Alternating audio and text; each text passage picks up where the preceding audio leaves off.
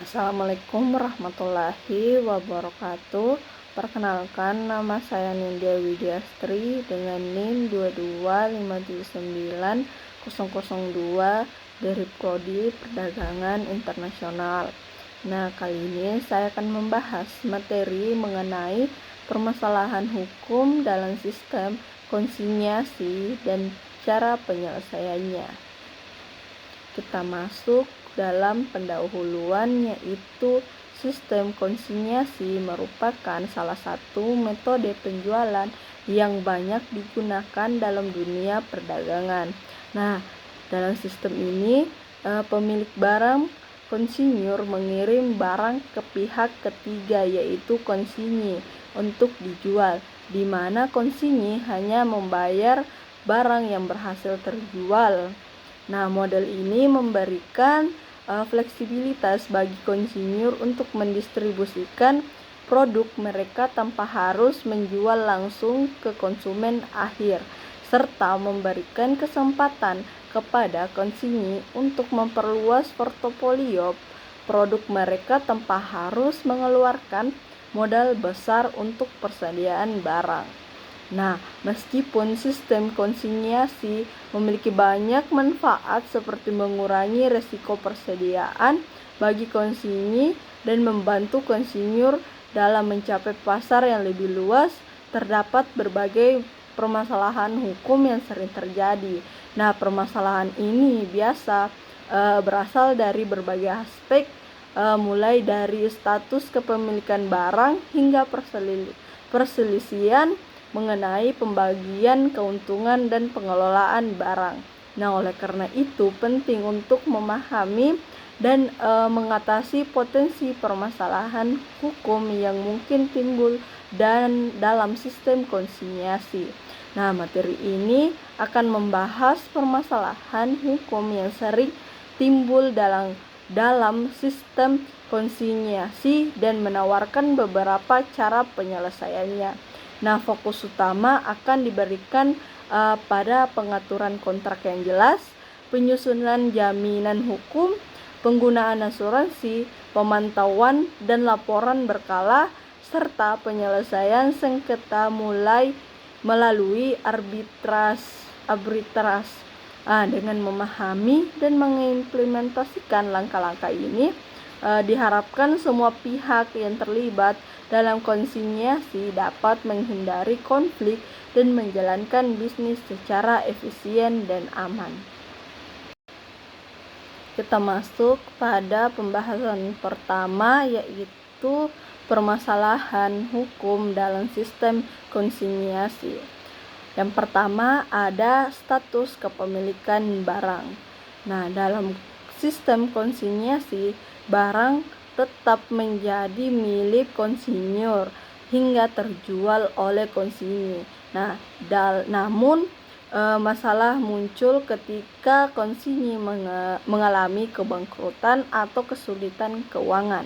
Nah, dalam situasi tersebut barang konsinyasi dapat disita oleh kreditor konsinyi sebagai bagian dari aset yang dimiliki oleh konsinyi.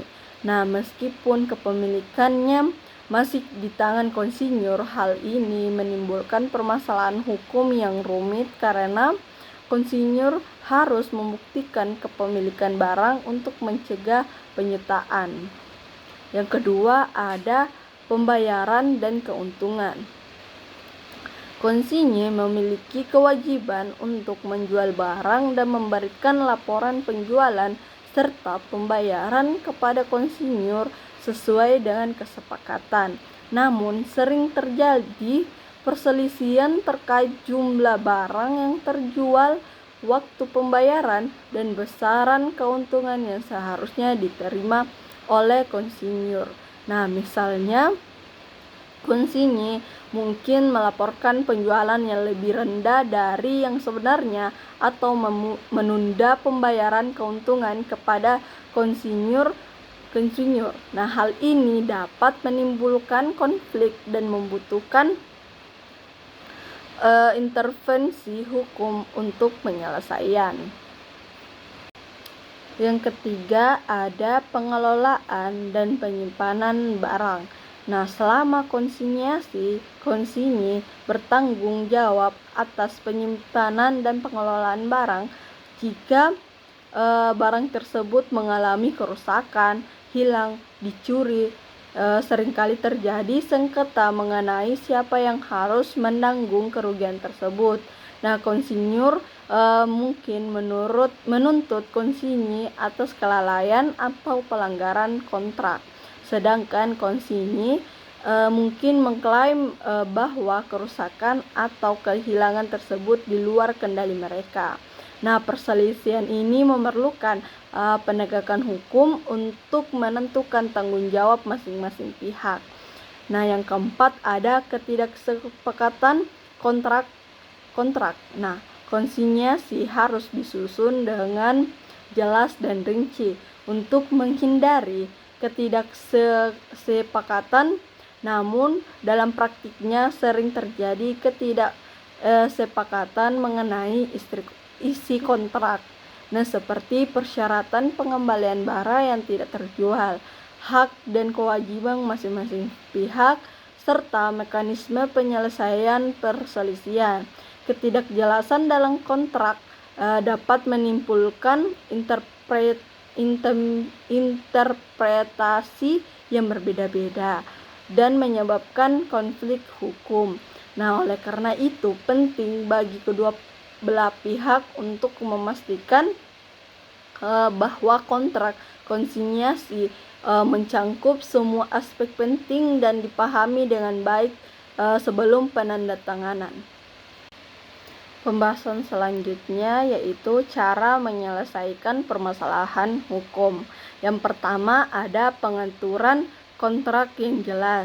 Nah, menyusun kontrak konsinyasi dengan rinci dan jelas adalah langkah-langkah pertama dan paling penting untuk menghindari permasalahan hukum. Nah, kontrak ini mencangkup beberapa aspek. Yang pertama ada kepemilikan barang. Nah, jelas bahwa kepemilikan barang tetap berada pada konsinyur hingga terjual. Selanjutnya ada tanggung jawab pengelolaan dan penyimpanan. Nah, tentukan siapa yang bertanggung jawab atas pengelolaan dan penyimpanan barang serta langkah-langkah yang harus diambil untuk menjaga kondisi barang.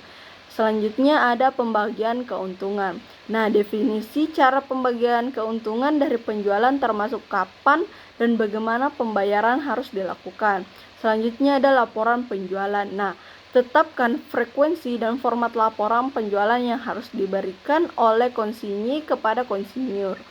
Selanjutnya ada prosedur pengembalian barang. Nah, jelas prosedur untuk pengembalian barang yang tidak terjual dan kondisi barang saat pengembalian. Selanjutnya ada penyelesaian perselisihan. Nah, sertakan klausul penyelesaian perselisihan yang jelas, apakah melalui pengadilan atau metode alternatif seperti arbitrase. Yang kedua ada penyusunan jaminan hukum. Nah, konsinyur harus memastikan bahwa barang konsinyasi dilindungi secara hukum. Nah, beberapa langkah yang dapat diambil. Yang pertama ada dokumentasi yang kuat. Nah, pastikan semua barang yang dikirim ke konsinyi didokumentasikan dengan baik. Mencatat detail seperti jumlah, kondisi, dan nilai barang. Selanjutnya ada perjanjian hukum yang kuat. Nah, buat perjanjian hukum yang mempertegaskan bahwa barang tersebut tetap milik konsinyur hingga terjual, termasuk hak untuk menarik kembali barang jika terjadi masalah dengan konsinyi. Selanjutnya ada registrasi dan pencatatan. Nah, jika memungkinkan, daftarkan barang konsinyasi sebagai milik konsinyur dalam sistem hukum atau administrasi yang relevan untuk melindungi dan mengklaim dan melindungi dari klaim kreditor konsinyi. Yang ketiga ada penggunaan asuransi. Nah, mengasuransikan barang konsinyasi adalah langkah proaktif untuk melindungi nilai barang dari berbagai risiko seperti kerusakan, kehilangan, atau pencurian. Nah, asuransi ini dapat mencangkup asuransi pengiriman, melindungi barang selama dalam perjalanan ke dan dari konsinyur.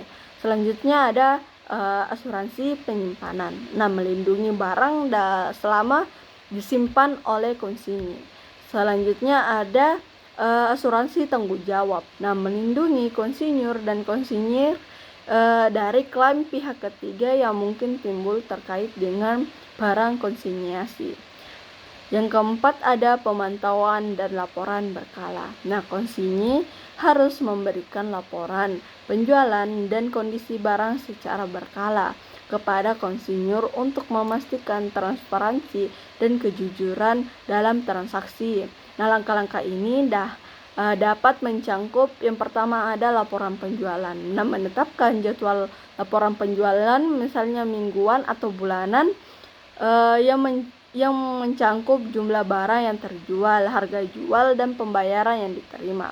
Selanjutnya ada inspeksi berkala. Nah, konsinyur dapat melakukan inspeksi berkala terhadap barang yang disimpan oleh konsinyur untuk memastikan kondisi dan jumlah barang sesuai dengan laporan yang diberikan.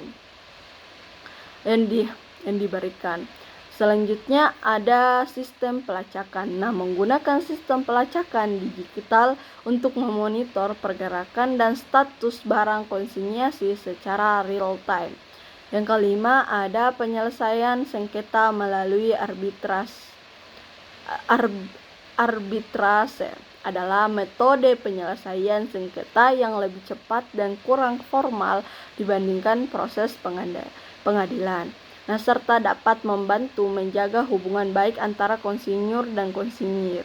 Nah, langkah-langkah yang dapat diambil meliputi yang pertama ada klausul arbitrase dalam kontrak. Nah, masukkan klausul arbitrase dalam kontrak konsinyasi yang menyatakan bahwa semua sengketa akan diselesaikan melalui arbitrase.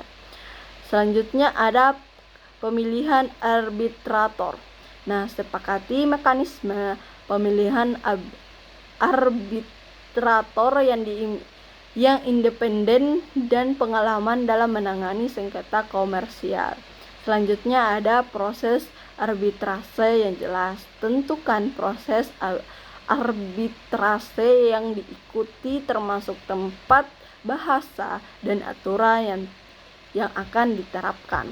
Nah, dengan langkah-langkah ini, permasalahan hukum dalam sistem konsinyasi dapat dikelola lebih efektif, mengurangi risiko konflik, dan memastikan kepentingan kedua belah pihak terlindungi. Hanya itu yang dapat saya sampaikan. Wassalamualaikum warahmatullahi wabarakatuh.